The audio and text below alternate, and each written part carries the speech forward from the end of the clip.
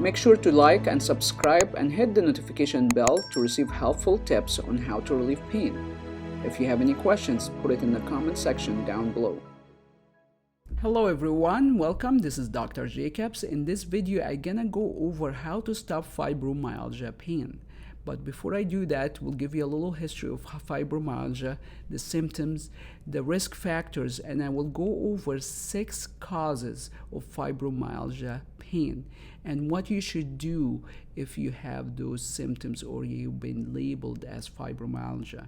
This is a very special topic to me because after my second cancer treatment, I was labeled chronic fatigue or fibromyalgia patient because the side effect of cancer treatment plus a lot of several vitamins and mineral deficiency, unfortunately the doctors I saw during that time did not really look to the root cause of the problem to help me, and that's what led me to study nutrition, taking courses, reading a lot of books and a lot of study to really get to the root cause of my chronic fatigue, and I was able to overcome that. And I will share with you a lot of the stuff that actually helped me personally and also helped a lot of my patients to overcome the chronic fatigue from the fibromyalgia and the symptoms that they experience from fibromyalgia.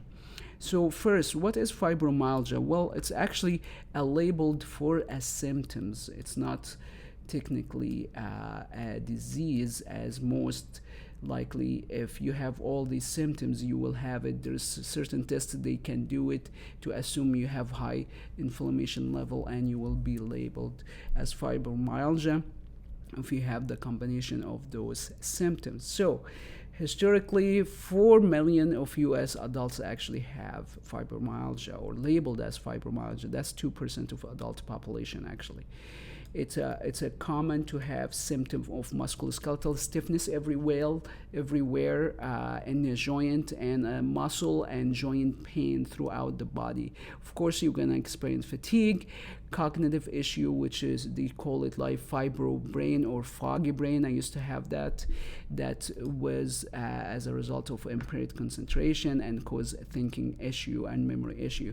Also with fibromyalgia, you will have symptoms like sleeping issue, difficulty falling asleep or not sleep interruption and waking up in the morning and really not feeling that you had a good sleep. Mood issue and can develop tension headaches. It's very common, migraines, TMJ, jaw pain, anxiety, depression, and irritable bowel syndrome. So what are the risk factors for fibromyalgia? So the risk factors, one of them is physical abuse or trauma. Surgeries, after surgeries, a lot of patients, they start to notice like after having certain surgery, they feel like their body was just not recovering, going back to normal before the surgery. Infection, if you had infection, or psychological stress like death or any psychological issue. If it's more common with women actually, and it's actually common with diseases like lupus and rheumatoid arthritis. And it's happened with certain family history if you have genetic issue, but that's not very common. As a gene-wise, it's common more deficiency in generation from certain malabsorption in certain nutrients, and I will go over some of these in this presentation. All right, obesity is another risk factor. So what should you do to address the fibromyalgia pain? We need to know the causes to really get to the root cause of the problem and really address them. So I'm gonna go over the 6 causes based on several studies I'm summarizing here. So to help you to really figure out which one could be applicable to you, but the reality is a combination of those causes. So one of the common thing, and it's extremely overlooked by a lot of healthcare provider, is the deficiency in thyroid hormones, especially T4, T3. And also the deficiency in adrenal glands hormones like pregnenolone, DHEA, estrogen, progesterone, and testosterone. So personally, when I have someone have issue or been labeled with chronic fatigue or fibromyalgia, these some of the tests we have to look at it. And it's because it's very relevant to the energy level, to the metabolism of the body. So hormonal imbalance is very common with those patients.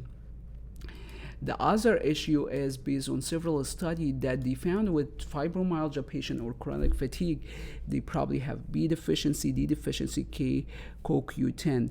And real life is, from my personal experience, it's never one vitamins or mineral deficiency that causing the symptoms of fibromyalgia. It's usually combination of several vitamins, minerals, and hormonal imbalance that cause the fear symptoms of the fibromyalgia, and the body does not recover even if you take supplements. Some of you might say, okay, let me start on the B, and that's what I personally used to do before I studied nutrition. Okay, that sound like me, I need B's, but it's kind of hit and miss, because in the reality that's what will make minor changes, but it might not really get rid of the symptoms, because you don't know what is actually the really root cause of the problem, which vitamins and minerals. And the reality is it's a combination of vitamins and mineral and hormonal imbalance. The other thing is overlooked is mineral deficiency. By the way, vitamin testing, like the lab testing that the doctors run, it's not a common test to check for vitamins. Usually only someone is familiar or had continued education in nutrition or function medicine, they start to do some kind of testing for vitamins and minerals, but that's not a regular routine from the medical doctor to look at. That's why after my cancer treatment, I had those symptoms, and when I saw the doctor told me, your labs look normal, because he did not order actually those labs, because if he ordered them, he will find not normal. So, and the these hormones are not a routine hormones labs that's done by healthcare providers. Okay, so mineral deficiency is extremely common with fibromyalgia patient. Mineral imbalance, these are required for energy and function of a lot of hormones, normal hormones like the T4, T3, the pregnenolone, the sex hormones. These are important cofactors to help your body to have normal function of those hormones. So it's common to have combination of those mineral deficiency with fibromyalgia patient. The other thing that you actually can do today is actually your diet. Refined carb, refined sugar is actually could deplete a lot of vitamins and minerals and could cause symptoms of fibromyalgia. I will avoid refined carb, refined sugar, avoid alcohol, artificial sweetener, any processed food. And the other thing that's overlooked, that if you had food sensitivity and you're not aware of that and you eat that food on a daily basis, that could cause fibromyalgia. And that's why we need to figure out if you have food allergies. I don't recommend the allergy test or food sensitivity test, and I will go over that in other videos why there's certain ways we can figure out if you have food sensitivity. But a good start, you can start with cutting refined carb, refined sugar, alcohol, and sweeteners, artificial sweeteners, and processed food. That's what you can do today. But at the same time, while you are doing that, we need to figure out which vitamins and mineral deficiency you might have, because this diet with high carb, high refined carb and sugar, like eating cereal in the morning, a lot of bread, and not eating enough vegetables and fruit, that will lead to a lot of deficiency. So at the same time, you work on the diet and figuring out what other deficiency that you might have. The fifth cause is actually overlooked by a lot of people and not aware of, that some medication is actually might cause fatigue. So cholesterol medication is very common, opioid medication, diabetic medication, blood pressure medication. There's other medication that's actually drugs that can be taken, and especially if you take it for a very long time, that length of the time could increase your risk of having chronic fatigue. So if you have combination of that plus deficiency, some of these medication can cause actually more deficiency in vitamins and minerals that could increase your risk of having those fibromyalgia symptoms. The other things that's overlooked too is toxicity, which mean you've been exposed to high level of mercury, from example, from the tooth fillers or fish, arsenic or lead or mold, and that could actually cause a lot of toxins in your system and will cause the brain fog and a lot of the fibromyalgia symptoms. So what we need to do is actually eliminating and addressing and evaluating all of these elements, because it's never one element only that actually cause the fibromyalgia symptoms. For example, I'll give you an example on my case after my cancer treatment. So I had amalgam, actually mercury, and I used to eat a lot of fish, so I had probably high exposure to mercury. That's one of the causes. I was taking some medication for pain, and that could cause deficiency and cause fatigue too. My diet was not healthy, and when I did my own lab, unfortunately the doctors I worked with did not test a lot of these labs because it's not a common lab routine. I found I have zinc deficiency, iodine deficiency, magnesium deficiency. Then I had B deficiency, D deficiency, K deficiency, CoQ10 deficiency, and I had thyroidectomy, so I did not have thyroid hormones, and I had certain deficiency in steroid hormones. You see, it's never one thing only. It's a big mess, and the reality is you need to have a proper evaluation to really figure it out. If you don't get enough proper evaluation, the doctor's really familiar with all of these tests and the relationship between them. If they're not familiar with those tests, probably they will not be able to help you much, because they will not know if the test is sensitive or not. A lot of the blood tests, for example, for the magnesium, is not very sensitive.